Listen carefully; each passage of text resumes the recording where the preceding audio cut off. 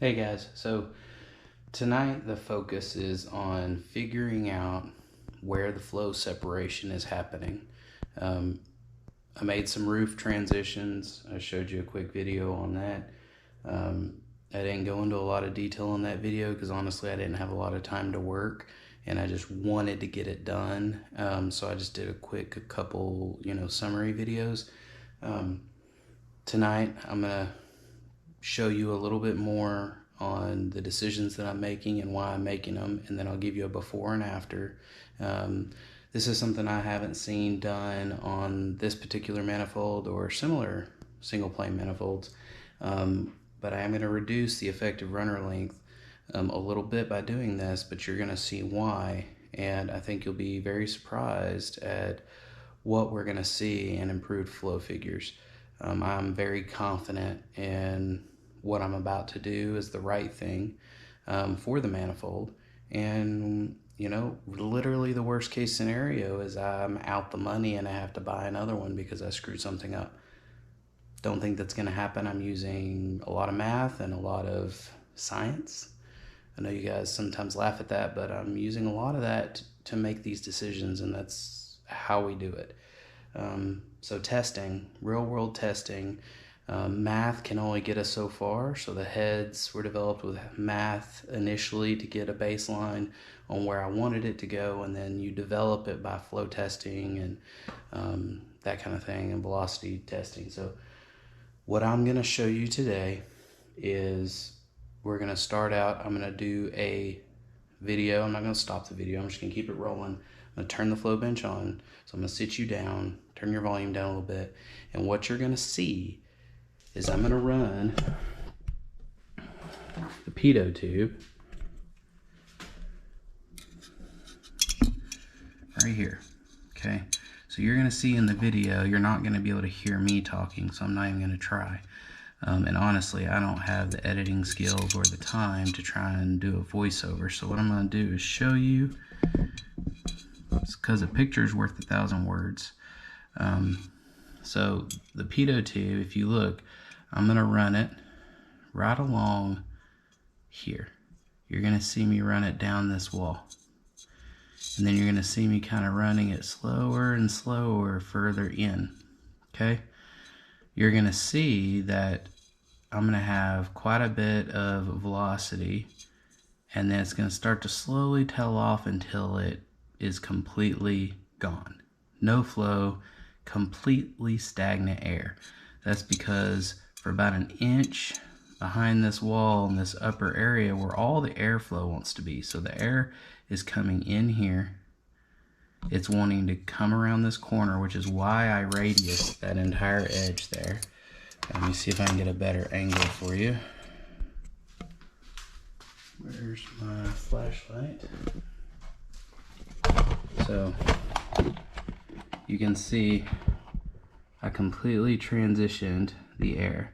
None of these other runners have been touched. The only thing that's been done to this adjacent runner is the inside of the port's been cleaned up, but the transition hasn't been done. So you can see how much bigger it looks on this one. So I completely radiused that edge. You can see how it radiuses in and makes a smooth transition to the roof. That fixed a lot of the turbulence I had at high lift flow, but the airflow wants to go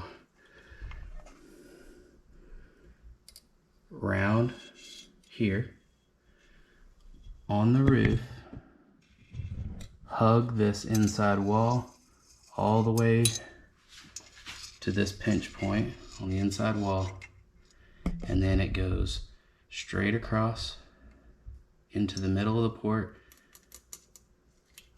on the cylinder wall side, which is basically making a straight line around the short turn. Right here at the pinch point, the air is accelerating a lot, slows down to make the short turn, but it peaks right above the top of the short turn. So what's happening is we are having flow separation right here at the roof, which is where a lot of the flow wants to be. And over here, it's high, but that's over by a wall, so it sticks to the wall. But this wall, the airflow separates. So you've heard me say separation. What that means is the air actually shears. Now part of it is this point here is very sharp, okay? It's a little too thin, but that's just the way that this manifold is casted. And I did make it a little bit sharper right here, but that was to get this corner radius that I wanted. So the air actually shears right around the edge of this wall. And you're gonna see that. I'm gonna show you the velocity here. And go ahead and, that's zeroed out. It just sometimes has a little bit of noise whenever I'm moving the pitot tube around. But, so you're gonna see the air velocity here. This is in feet per minute, so you divide that by 60 to get the feet per second. Unfortunately, this software doesn't. It used to let me make the change. Now you gotta do some other things and pay for extra stuff to be able to do that. Gotta love free software and how it used to be free and now it's not. The second thing you're gonna see is I'm going to, after I show you where the flow separation occurs, I'm gonna keep going further back until you see it. Now, the only reason why I'm doing this, I did this with a manifold or the throttle body on it, but for video's sake, I'm gonna show it to you. It's actually more drastic with the throttle body on, but I'm just gonna show you this way so you can see what I'm doing. And then what I'm gonna show you is something you don't see. So you guys, I was kind of telling you that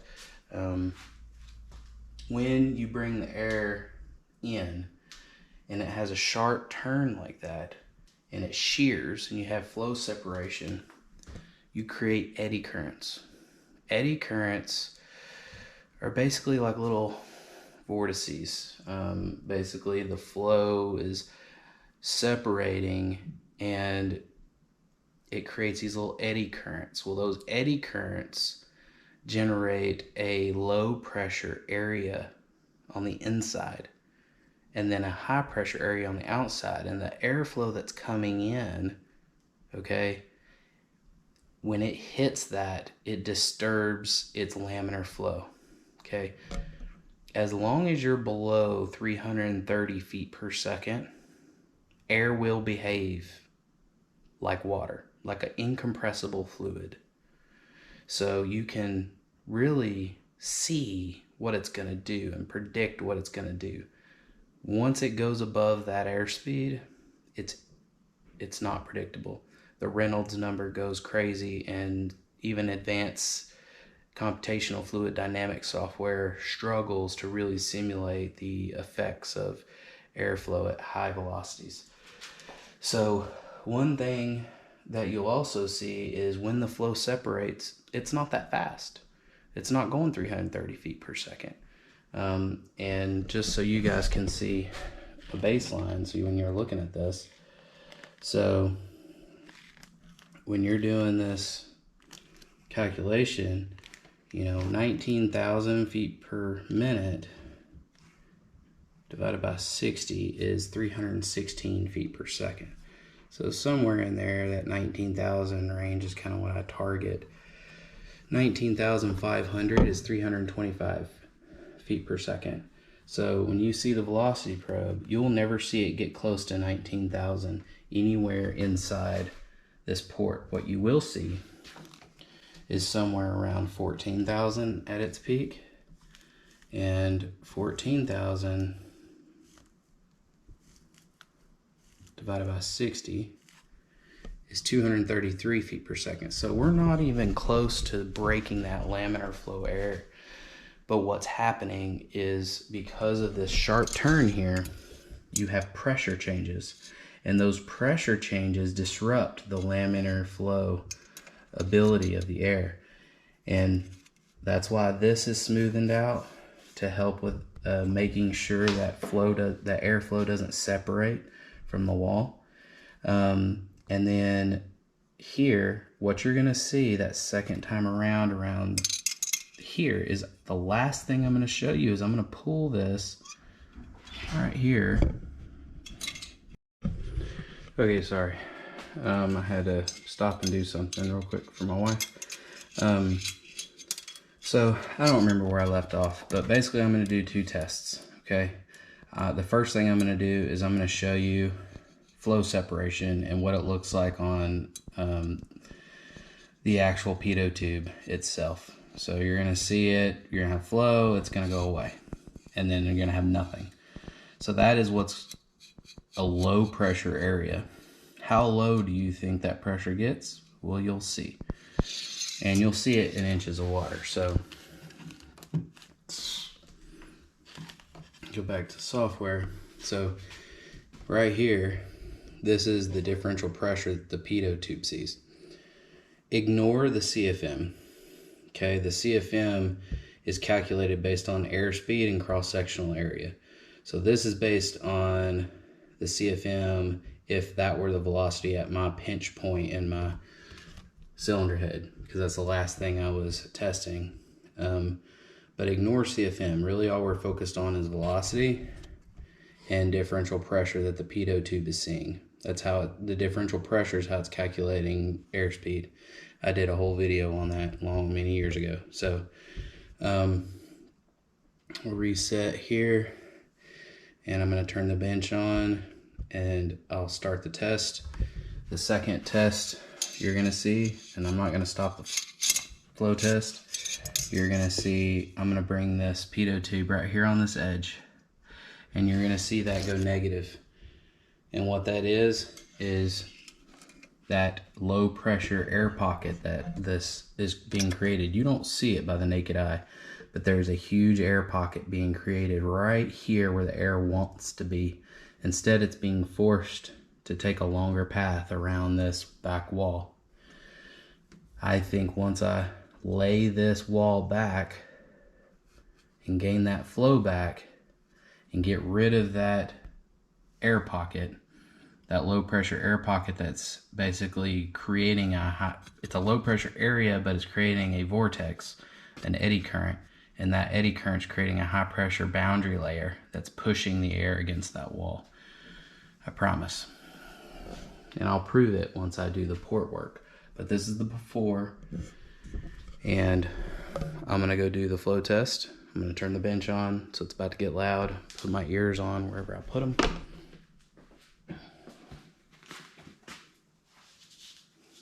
And then I'll start the flow test.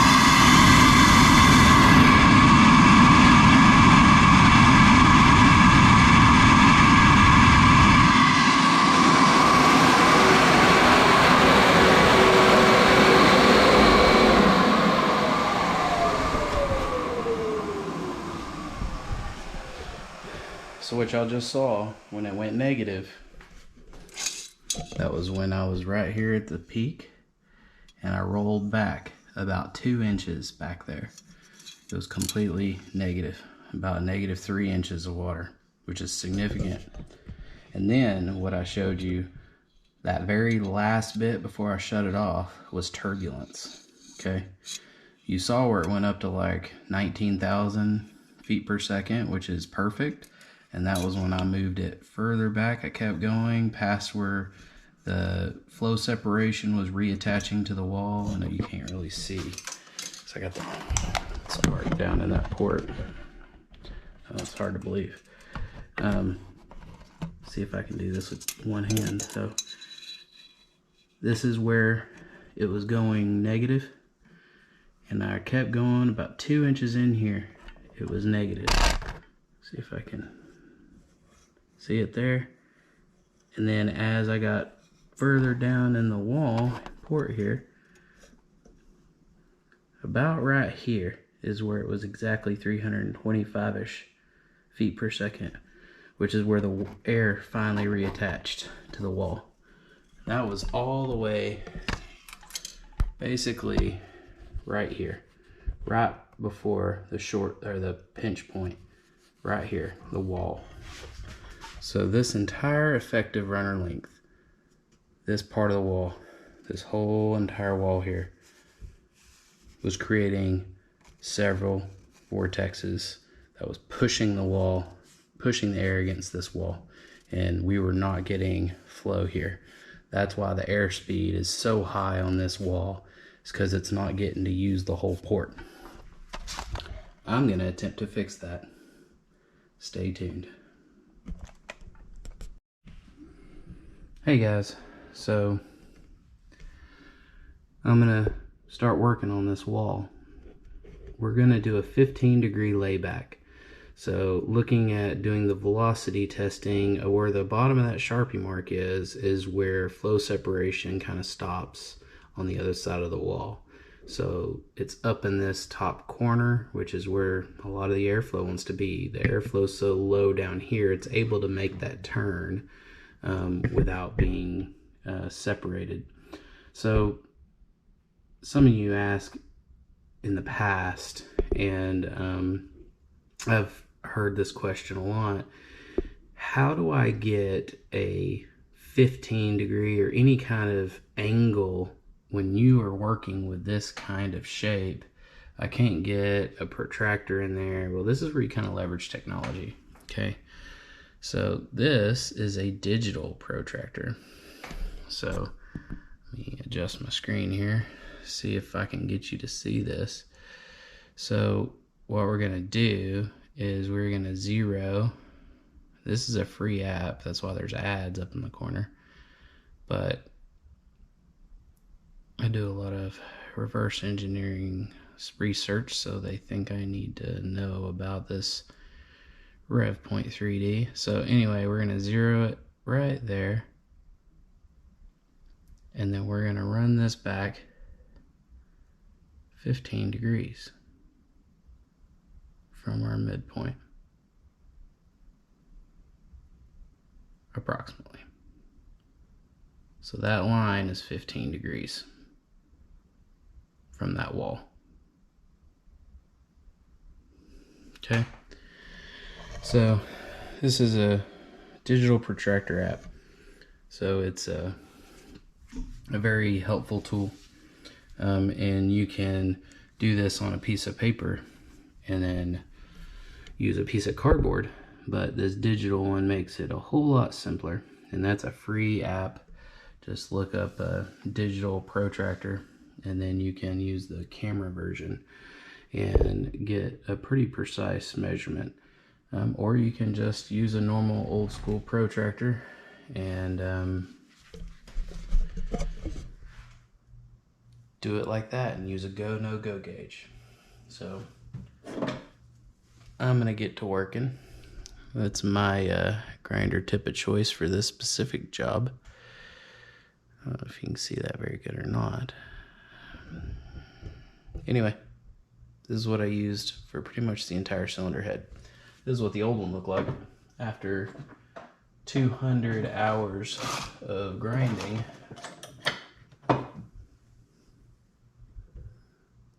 Yeah, it's been through it. Anyway, back to work. I'll show you the end. Alright guys, after about 10 minutes worth of work, we've got a nice 15-degree back cut. Well, I say back cut, layback. So you can kind of see where this one sticks out. We now have 15-degree layback just above the midplane. And she's smoothened out and transitioned to the roof as good as I could for a quick rough in. And then we're gonna see what that does. Let's turn the bench on.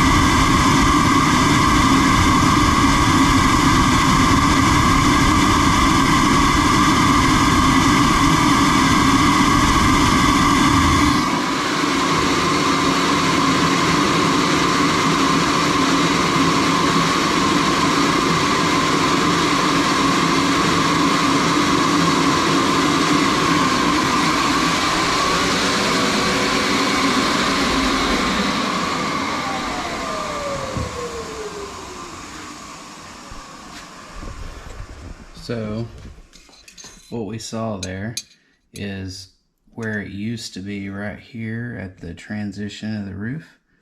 This whole area here now has flow.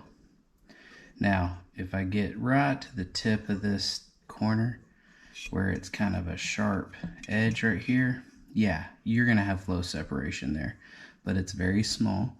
It was all the way back here. Here I am pointing with a finger, you can't see. So the flow separation was happening and it was negative pressure all the way across this corner until I got to basically the flange here. Now it's only negative to about halfway here. So let me see if I can get my flashlight. So looking at it, and that right now, guys, I have no idea what this did to flow. I just know what it's doing for air velocities. Flow will come if you fix this. So I don't care about CFM right now, I just care about making the port happy. So we got here, right at that corner where it's this sharp bend right here, where the divider plate is, it goes negative, and it stays negative. This is terrible, but you can't really see depth as good. But you can see where the flange is. It was negative all the way to back here. Now it's negative until about here. And then it starts to recover that same flow it had. The biggest difference is down here. So for about 2 inches behind this wall, it was negative before. I'm sorry, not negative, it was just dead. Now it doesn't have a ton of flow, but it never goes dead. There's still flow here. What that means is the airspeed on this wall has went down. So before, along this wall here, it was about 16,000 feet per second, or for feet per minute. Let's see what it is now. I didn't do that because I was doing this test with you guys. That's the first time I had ran it. So let's do it real quick.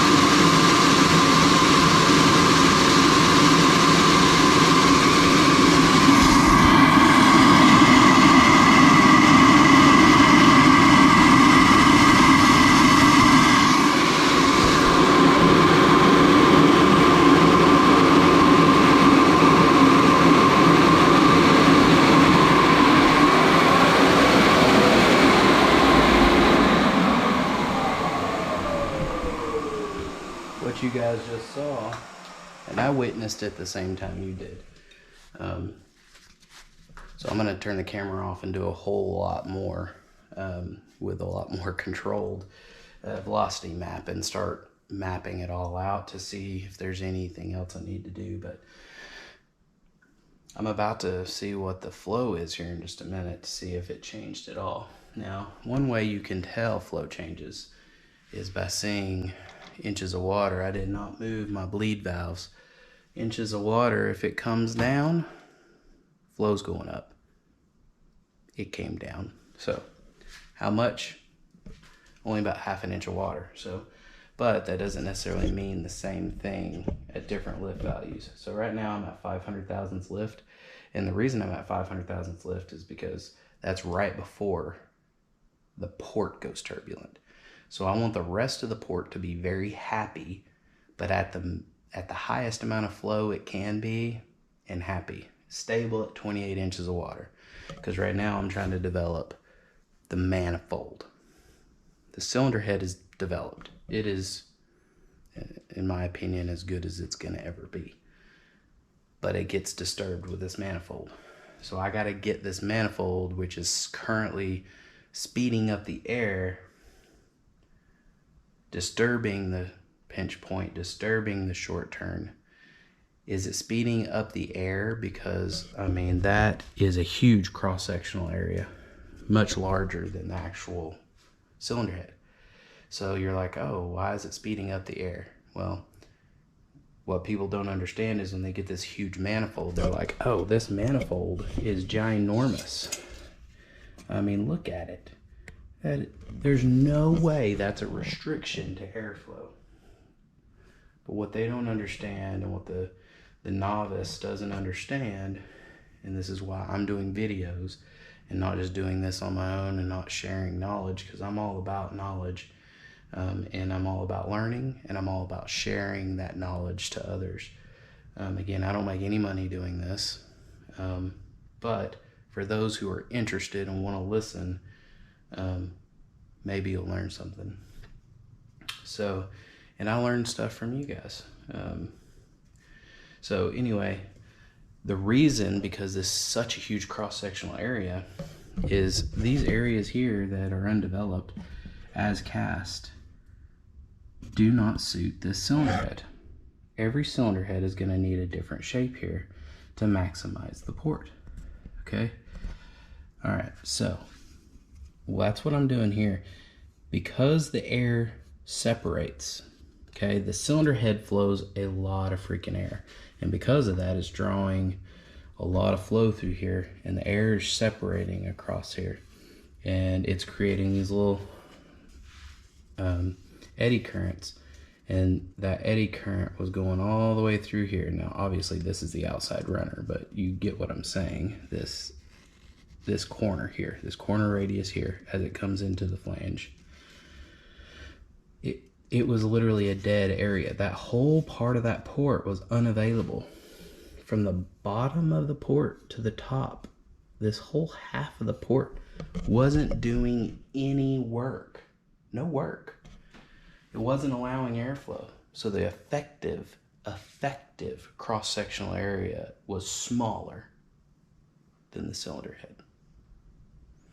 That cross-sectional area is about twice the size of the cylinder head, but the effective area of the port is gone. Now, do I think I'm gonna pick up a ton of CFM? No. The reason why I don't think I'm gonna pick up a ton of CFM is because I'm not doing anything for airflow around the short turn. I'm not doing anything for airflow in the cylinder head. Once the air is in the cylinder head, it can only be as good or less than the cylinder head without the manifold installed. I'm not chasing CFM. What I am chasing is, when you're looking at this, if you don't have any knowledge of flow testing heads and you're at 28 inches of water, okay, you want it to be stable. As soon as this starts bouncing around, turbulence is starting. And then when turbulence goes away and it just gets saturated and the flow starts reverting and backing up, it just shoots all the way up here. It just goes chunk. That's when it just goes plumb turbulent and the Reynolds number spikes in the port, and that's no good. Well, that's what's happening. Above 550 thousandths lift, I'm pulling my cam all to 592 thousandths, and I will lift it higher if I can get the port happy. But right now it wants less lift and more duration. Well, I don't want to run a dwell cam on this truck. It'll be torquey, but I don't want to run a dwell cam because of the whole design around this engine, the piston head design, everything is based on what I'm doing, okay? So I'm not changing the cam at this point. I have a completely custom one-off cam that suits these cylinder heads perfectly. Now I got to get the manifold to suit it. So what I'm chasing is stability. If I can get this thing to stay stable up to 600 thousandths lift, I'm done. Because it will flow the most it's going to flow around these bends. There's nothing else I can do about that. You're working within the limitations of a 23-degree small block Chevy head. So a 208 intake valve, 90% of the valve diameter is the largest you want to go on the throat. Mine's 89.7%, 89.7% of valve diameter at the throat. And that's where I want it to be. Because you start getting any bigger and you start messing up the short turn. And anyway, my chamber design is specifically suited for that. I don't even know what you're looking at. You might be looking at my forehead for all I know. Anyway, I'm done here. I'm going to do some velocity testing, and then once I'm satisfied, then I'm going to actually hook the differential pressure test back to the orifice and see if the flow has changed. And if it hasn't, see if I can get up to 600 thousandths now and it be stable. Or it has no effect at all. I doubt that. Hopefully it's not worse. But if my math and my velocity probing has just showed improved, the port is now happy further up, which means those vortexes are cleaning themselves up before the pinch point. So hopefully it's not drawing that, it's slowing the air down around the pinch point. And once that vortex ends here and the flow starts reattaching to this wall, it pulls more flow away from the pinch point wall and uses more of the whole port. And then because of that, it'll get around the short turn in a wider area and get more flow around the circumference of the valve instead of one little area. And all the things add up to be a happier port. And I'm okay. I'm gonna have, you're not gonna get that perfect there. But what I wanna do is get it happier further up so that before it gets to the minimum cross-sectional area, I'm using the whole port. And what I just did with the velocity map, for the velocity test, is I ran it, you couldn't see very good, I ran along this wall, and around here, flow starts picking back up, and then by the time I got right here, the flow was like 21,000 right here, which is very fast. And that's before the pinch point, just right there at the very corner of the shear point. And the air was separating around this corner. Now it's not. It looks like it's pretty similar all the way around this corner.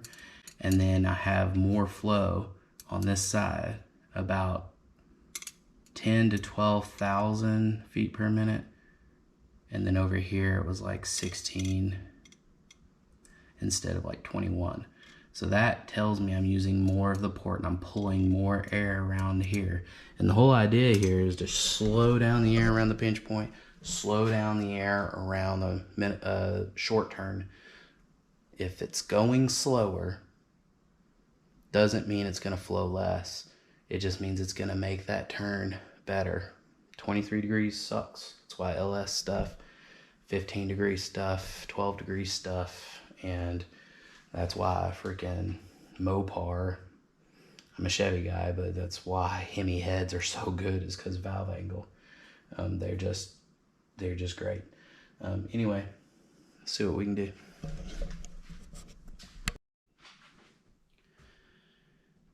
You ever get that feeling that you just solved world peace?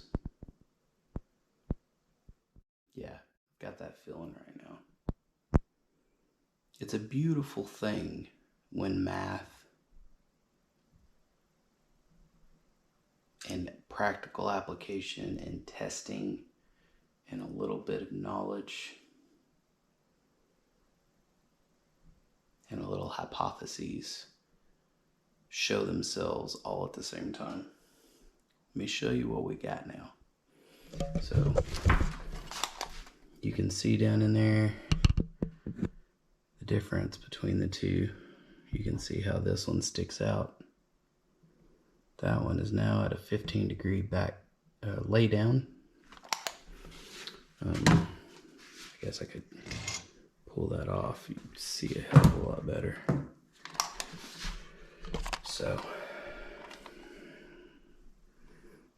subtly, you can see how on this side, unchanged, completely as cast. This side, the only thing done with this outside runner is cleaned up inside the port, but the roof transition hasn't been touched. And this, obviously, this 15-degree layback from the midplane. All I can tell you guys, I'm stoked. I'm done. I'm happy. Let me show you what we've got. Let me put this back on here for safekeeping. All right.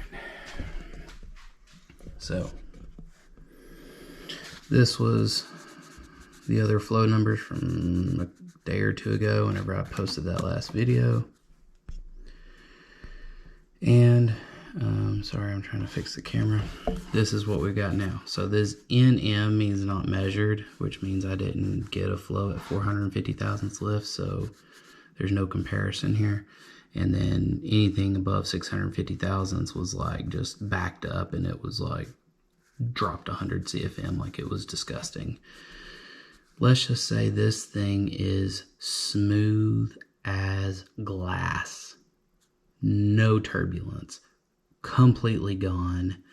Didn't see it. That sucker stayed at 28 inches of water. That entire flow test, I was like, oh my God.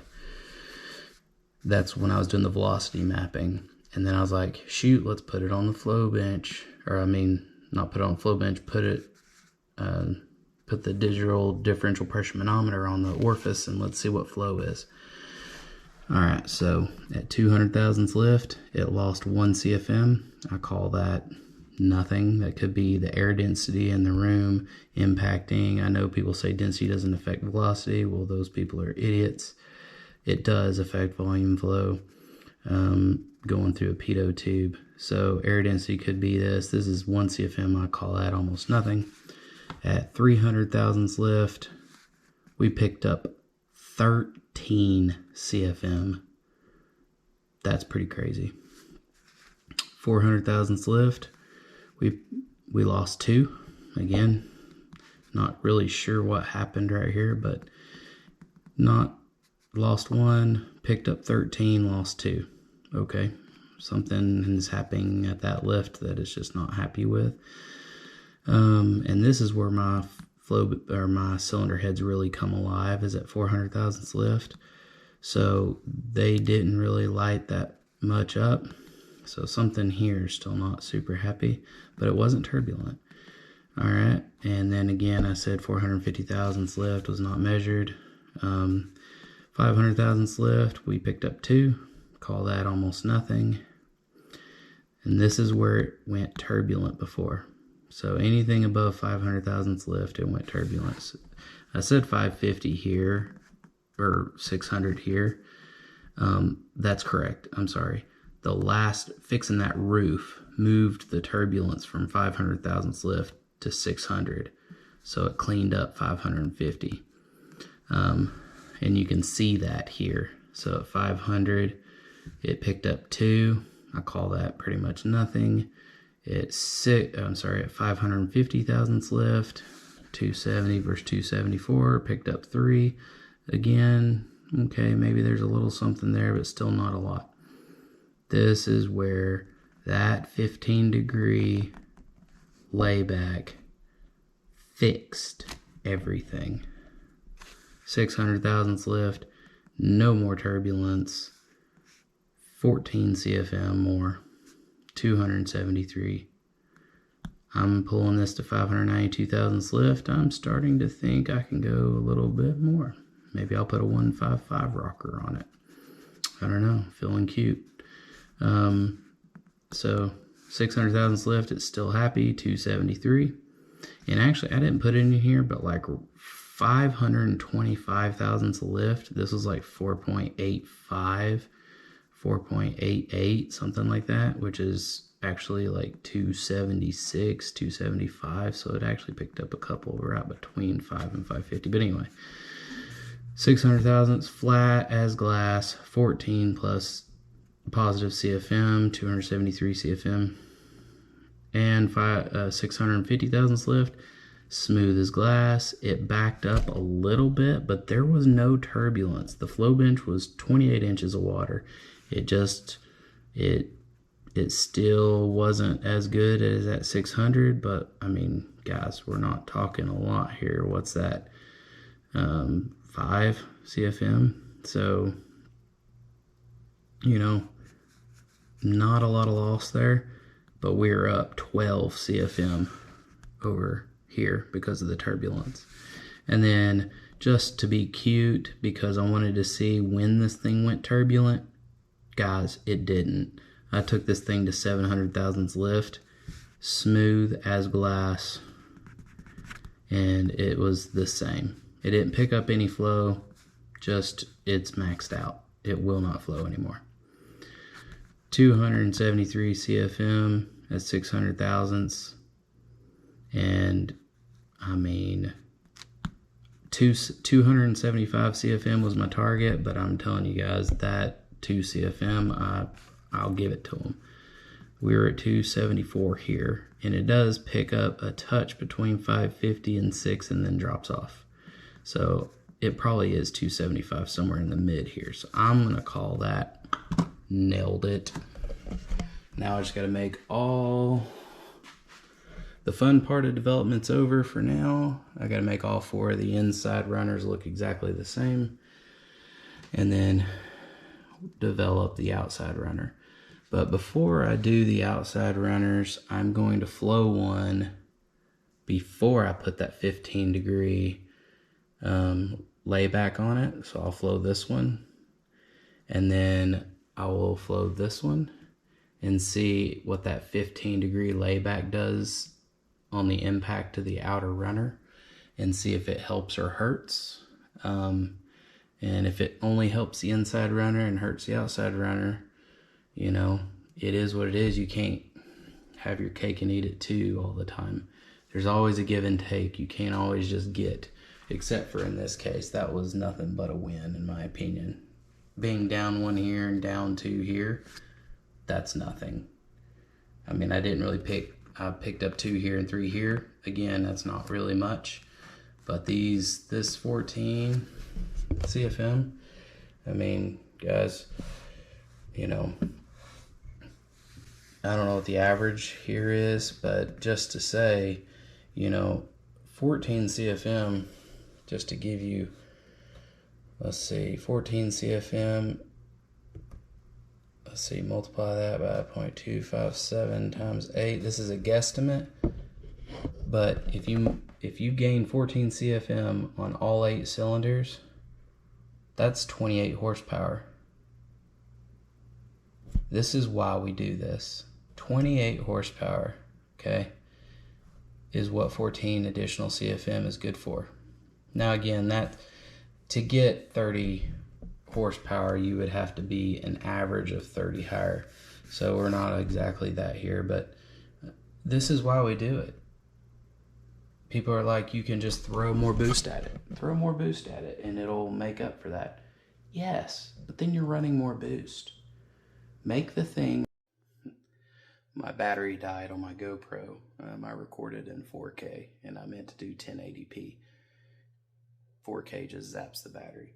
But all I was trying to get at is, if you run less boost and make more power, you're more knock tolerant. You don't have to run it as hard. What I mean run it as hard, the fuel is, you can run more timing. You're more knock tolerant. When I say knock tolerant, is the gasoline won't start causing detonation, pre-ignition issues until more aggressive timing. You can just, everything's better. The engine's just happier. It makes more power naturally aspirated. It'll make more power per pound of boost. So yeah, the average, if I run 10 pounds of boost as cast, I could probably run 7 or 8 pounds of boost and make the same amount of power. and then run 10 pounds, run more timing, and pick up a shit ton more power without having to run 15 pounds of boost. So, which we were going to run 15 pounds of boost. But in any case, that's why we do this. I'm gonna flow the outside runner, see how bad it is or how good it is. Outside runner's typically not as good. You have to develop each one of these runners separately because each cylinder is gotta be its own engine. Does that make sense? You have to develop the runner for that cylinder to make the most power in that cylinder, because it's 8 cylinders, 8 individual engines. They all have to work together to make power, and they've got to talk. So that's where they go into exhaust tuning and all that shit. All that stuff. I try not to cuss on here in case you're watching this with your kids, so I apologize for that. Anyway, that's it. That's all I got. Stay tuned for outside flow numbers, but that's going to be a little while because I've got to work several days. So I'm going to work on making the 4 inside ports look the same, other than I will flow one outside. Anyway, that's all I got. See ya. Stay tuned if you're interested. Alright, I gotta throw this on the back end of this video because this shit is wild. I haven't touched the ports. Didn't do anything. Cylinder head is as I ported it the last time, and the manifold untouched, other than smoothing the port itself. I cleaned up all the casting and smoothed all the transitions and got rid of all that crap. And the only other thing is that 15-degree layback that I did. You can't make this up. I was happy with how we ended up on the other one after hours of work, hours of velocity testing and trying to fix it. I think because the outside port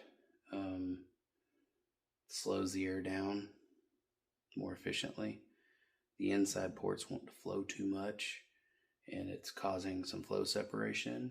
I think because that outside wall has slowed the airspeed down, and that 15-degree layback has slowed the air flow down. Look at this shit. I mean, look at this. This is how much that runner flowed. Now I have no idea what the cylinder head port flows without the manifold. All I did was move everything over, slide it over, and I measured this intake port for this outer runner. I did nothing else. And I just did a leak, because after I did the flow test, I was like, oh, I forgot to do a leak check. Maybe that's why it's flowing so much air. It's perfect. Perfect seal. So nothing leaking anywhere. At 28 inches of water, this the flow was nothing. So it's sealed. So this is what we just did. Look at this runner. So it's the same at 2. It picks up at 3. Picks up a lot at 4. Wow. And at 5, it picks up, 13 CFM there. 550 picks up a little bit, almost 10, and then, or I guess that's where we at here. I'm looking at the camera and then trying to look at what you're seeing at the same time. So yeah, so at 550, 283, so that's 13 more. At 600 lift, it's 280, so that's 6 more. and then 277 at 650. So up here in the peak lift, it picked up some, but not a whole lot. But man, this 400 number, gosh, look at that. So there's no gain here. There's a pretty decent gain here. You know, that's 13 CFM more. That's where we at, 400 thousandths lift. Look at that, 239 versus 270. That's a ton difference. And I think this, before we get too excited, let's see what this other runner flowed before I even started porting it. So this was just after I ported the Super Victor, which is just the cleaning up of all the ports. 244. So yeah, I mean, it's a little bit down here after I did the short turn change, but not a lot. This one, shoo-wee, son. That's a lot of, that is the most important flow number at 400 thousandths. It spends more time there than it does anywhere else, so that is killer. The downside is, you know, we're firing 1, 8, 4, 3, 6, 5, 7, 2. So, I'm sorry, 2 is here. So, yeah, so 1, 8, 4, 3, 6, 5, 7, 2. So they don't fire together, so they may not rob flow from each other. So yeah, 1, 8, 4, 3, 6, 5, 7, 2. You know, that's 2 and 4 there. So that'll be killer if they don't rob flow from each other. Insane. Now I'm still going to clean up this transition here like I did over here. I have to, because even though it's flowing good, we still have fuel, and so we cannot have any shear at all. And the head actually overhangs a little bit on the manifold, and that's a shearing issue with fuel. So we don't want to deatomize any fuel. So I got to clean that up. I'm not touching the short turn. It's happy. It is a little bit turbulent here, where it wasn't turbulent at all anywhere. But it's not really bad. It's like slightly turbulent at 4, and it's just because it's trying to flow all kinds of freaking air. And then it's picking up even more flow here. It's a little turbulent. And then it actually was pretty happy and stable at 550. And then at 6, it's bobbled a little bit, but not bad. And then at 650, it was stable. I mean, air's obviously reverting and backing up a little bit, but it wasn't showing any turbulence at all. My finger hit the button. Trying to flop the camera around to hit stop instead of flip the camera. Anyway, so throwing that on the back side of this video. Not much work to do on the outside runners. That just saved me a lot of time. Now, I will flow all 8 because I hand ported the heads. Now, I made sure they were all the same before, but manifolds, core shift, all the things, one port's not going to be the same as the other. And so all 8 of these will be gone through. But if they're all like that, I'll be done with this in just a handful of hours of grinding. So awesome. May have just saved me like 12 hours worth of work. I don't know. It took a lot of time. You don't see it because I'm not recording me grinding or anything, but it takes time to get it right. Anybody can go in there and hog it out. You got to take your time and do it right. Anyway, that's it. Exciting stuff. Can't wait to get this thing running. All right, that's it for now. See ya.